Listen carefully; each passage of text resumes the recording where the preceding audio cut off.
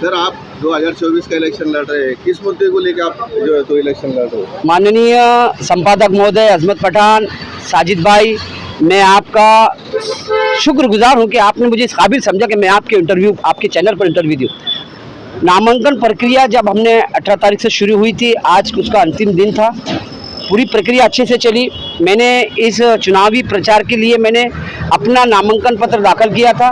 मुझे कपाट चिन्ह मिला है, प्रचार चिन्ह कपाट है, और मैं जनता के बीच अपने कार्यों को लेकर वोट मांगने के लिए जाऊंगा। प्रचार चिन्ह को लेकर मेरा प्रचार चिन्ह कपाट है। मुझे अपेक्षा है जनता से कि वे मुझे मेरे कार्यों की सराहना करते हुए मुझे कपाट चिन्ह पर मुझे वोट देकर सांसद के रूप में जनता की सेवा करने के लिए सदन में भेजेगी। और मैं आज शपथ ग्रहण करता हूं आपके चैनल पर कि मैं जनता को जो मूलभूत सुविधाएं है, जैसा कि स्वास्थ्य, शिक्षा और रोड विकास, ऐसे कई प्रश्न हैं, मैं उस पर जनता के लिए सदन में आवाज़ उठाऊंगा। और मुझे उम्मीद है अल्लाह की ज़ात से कि मेरी आवाज़ मेरे उठाए हुए प्रश्नों पर माननीय सदन इस पर गौर तवज्जो करेगा और मैं औरंगाबाद शहर को एक विकसित शहर के रूप में काम करने के लिए प्रयास करूंगा। मैंने पिछले इंटरव्यू में भी कहा था कि भारत का एकमात्र औरंगाबाद शहर एक ऐतिहासिक पर्यटक स्थल है।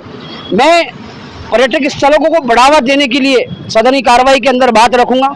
और इसके लिए जैसे कि आप जानते हैं कि बीबी का मकबरा है, दौलताबाद का किला है, हजरत औरंगजेब रहमतुल्लाह अलैह का जो किला अर्क है, ऐसे कई पर्यटक स्थल है जो पर्यटक विभाग की ओर से, पुरातत्व विभाग की ओर से जो तो इसकी अनदेखी होने की वजह से जो है ये इसके ऊपर जो है तो काम नहीं होता। तो मेरे काम में यही प्राधान्यता रहेगी कि मैं इन स्थलों को एक अलग से बजट मुहैया करवाकर इनका जो है तो पुनर्वसन का इनका जो है तो नवीनीकरण करवाऊंगा और शहर को एक डेवलप करने के लिए मेरा प्रयास रहेगा। आपके सामने मजबूत उम्मीदवार है चंद्रकांत। देखिए, कोई मजबूत नहीं है। चंद्रकांत खैरे जी को जनता ने 20 साल दिए। आज भी शहर अविकसित है, आज भी सारी समस्याओं से शहर हमारा जूझ रहा है। देखिए आप, पानी प्रश्न, रोड विकास नहीं हुआ जितना होना चाहिए था। औरंगाबाद एक स्मार्ट सिटी के नाम से जानी जाती है, लेकिन ये स्मार्ट सिटी नहीं है। स्मार्ट सिटी के बजट से जो पैसा खर्च हुआ था वो विकास कार्यों में लगा। किसी जनप्रतिनिधि ने, चाहे इम्तियाज भाई होने दो या चंद्रकांत खैरे जी होने दो, इन दोनों ने जो प्रयास करना चाहिए था शहर के विकास के लिए, वो प्रयास पूरी तरह से नहीं किया गया। तो जनता ने इनको आजमा लिया। अब दोबारा मैं ये समझता हूँ कि एक चीज को आजमाने के बाद में दूसरी चीज को आजमाना, मैं समझता हूँ कि ये बेवकूफ़ी है।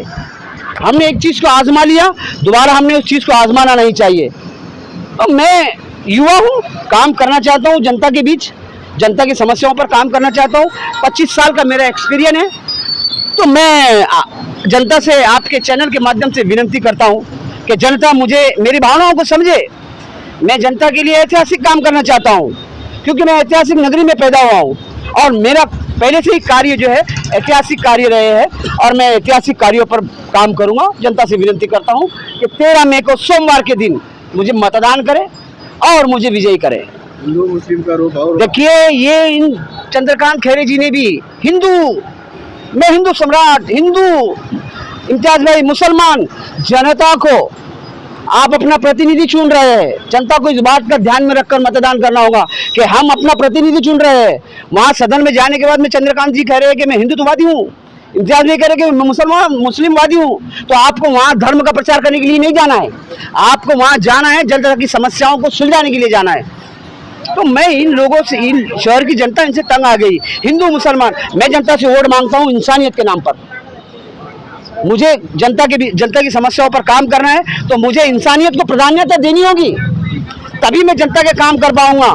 अगर मैं धर्म की, जात की विचारों को रखकर अगर समाज में वोट मांगने जाऊंगा तो यकीन जानिए मैं कभी भी सफल नहीं हो सकता। मुझे सफल होने के लिए इंसान बनना जरूरी है। तो मैं इंसान बनकर, मेरा भारत का संविधान धर्मनिरपेक्ष है। डॉक्टर बाबा साहेब अम्बेडकर ने जो हमारे भारत को संविधान दिया वो धर्मनिरपेक्ष है। यहाँ पर धर्म की बात नहीं चलेगी। जो लोग धर्म, आज आयोग माननीय कलेक्टर महोदय और निवडणूक अधिकारी साहब ने यही कहा कि जो लोग धर्म के आधार पर वोट मांगेंगे वो कानूनी अपराधी है। ये मैं नहीं कह रहा, निवडणूक आयोग का निर्णय है। सबसे पहले आप कौन सा काम करेंगे संसद में आकर? मैंने देखिए बोला हूँ कि मैं घाटी अस्पताल का नवीनीकरण करवाऊंगा। आप देखिए घाटी अस्पताल की कितनी दुर्दशा है। ये मराठवाड़े का एकमात्र अस्पताल है जो गरीब वहां से इलाज, जहाँ गरीबों का इलाज होता है। आज देखिए क्या हालात है घाटी अस्पताल के। आप 5 मिनट वहां नहीं कर, जजगी वार्ड, प्रस्तुति गृह, आप जाकर देखिए इतनी गंदगी है कि वहां 5 मिनट आप नहीं कर रह सकते।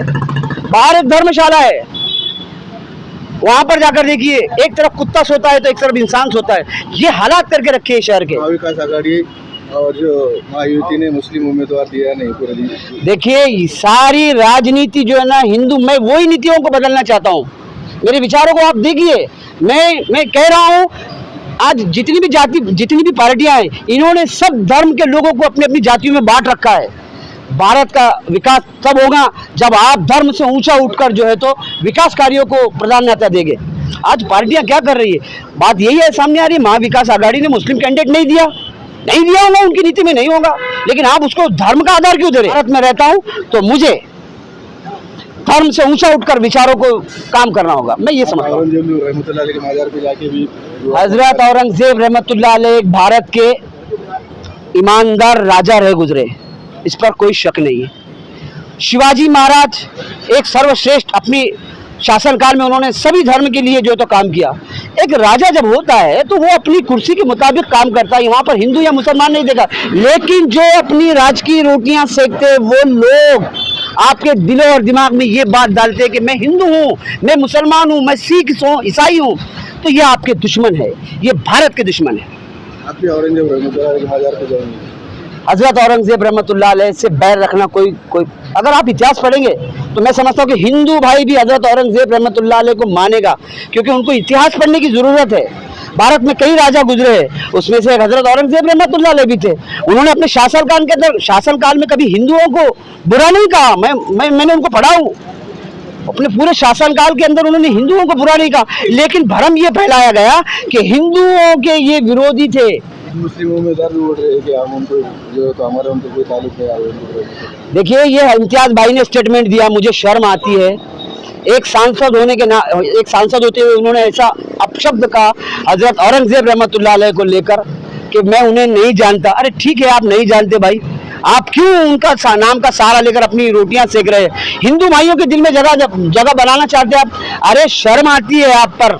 एक सांसद इतनी नीचे दर्जे की बात करता है कि मैं औरंगजेब को नहीं जानता हूँ, मैं शिवाजी महाराज का मावड़ा हूँ। अरे आप अगर काम करते ना तो आपको मंदिरों में जाने की जरूरत नहीं पड़ती, आपको मस्जिदों में जाने की जरूरत नहीं पड़ती। आप मस्जिदों का सहारा ले रहे, आप मंदिरों का सहारा ले रहे। झूठे हैं आप, अधर्मी हैं जो धर्म का आधार राजनीति के लिए कर रहे हैं। मुझे शर्म आती है। अगर आप जनता के मूलभूत सुविधाओं पर काम करते, चाहे वो हिंदू होने दो, बौद्ध होने दो, या सिख होने दो, ईसाई होने दो, अगर उसका इंसाफ करते तो आपको मंदिर में जाकर घंटा बजाने की जरूरत नहीं पड़ती। लोग खुद बोलते कि यार ये काम करने वाला आदमी है, हम इसको वोट देंगे। आज जनता ने आपको नकार दिया। अरे घंटा पिकोड़ रहे ये लोग, झूठे हैं ये, मक्कार है ये, धर्म का सहारा लेकर राजनीति करते। अब्दुल अजीम इनकलाब एक वाइस शख्स है जो धर्म का सहारा नहीं लेता बल्कि मानवता की बात कर जनता के पास वोट मांगने की। 8 दिन 15 दिन के बाद पानी आ रहा है, शर्म आनी चाहिए इम्तियाज भाई को भी और माननीय चंद्रकांत खैरी जी को भी। 20 साल आप सांसद रहे, क्या विकास किया? शहर को आपने पानी नहीं दिया। इम्तियाज भाई ने बात की, लेकिन आज तक वो पानी प्रश्न हल नहीं हुआ। जनता आपसे नाराज है। एक बार जनता ने आपको आजमा ली, दोबारा आपको जनता नहीं आजमाएगी। इससे पहले आप संसद में जाते तो कौन सा काम पहले करें? मैंने बोला हूँ, मैं विकास कार्यों को मेरा पहला काम तो ये रहेगा कि शहर के विकास के मुद्दे के ऊपर मैं प्राधान्यता दूंगा। कौन से काम करें? मैंने गिनवाया हूँ कि मैं घाटी अस्पताल का नवीनीकरण करवाऊंगा, मैं पर्यटक स्थलों को डेवलप करने के लिए सदर्मी कार्रवाई के अंदर बात रखूंगा। धन्यवाद आपका। अस्सलाम वालेकुम।